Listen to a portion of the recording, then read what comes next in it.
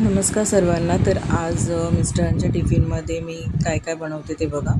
इथे मी मुगाच्या डाळीतच शेंगा टाकून छान अशी डाळ शिजवून घेतली आणि त्यानंतर फ्लॉवर वाटाणा बटाटा सिंपल पद्धतीत बनवला आहे, हिरवी मिरची टाकून. भात झाला आहे. आता बनवणार आहे मी चपाती. चपाती पण फ्राय झाले की नंतर त्यांचा टिफिन मी पॅक करते.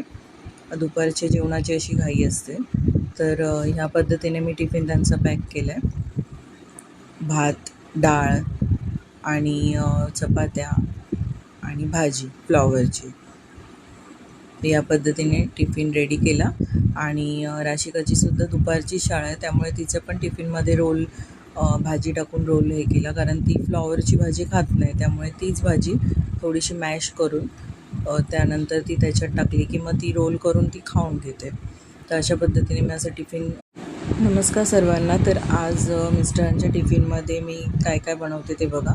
इथे मी मुगाच्या डाळीतच शेंगा टाकून छान अशी डाळ शिजवून घेतली आणि त्यानंतर फ्लॉवर वाटाणा बटाटा सिंपल पद्धतीत बनवला आहे, हिरवी मिरची टाकून. भात झाला आहे. आता बनवणार आहे मी चपाती. चपाती पण फ्राय झाले की नंतर त्यांचा टिफिन मी पॅक करते.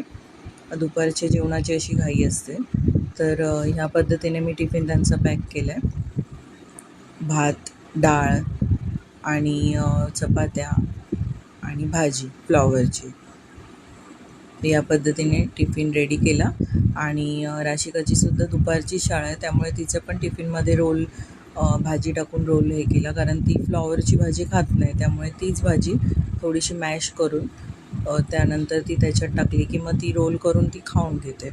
तर अशा पद्धतीने मी असं टिफिन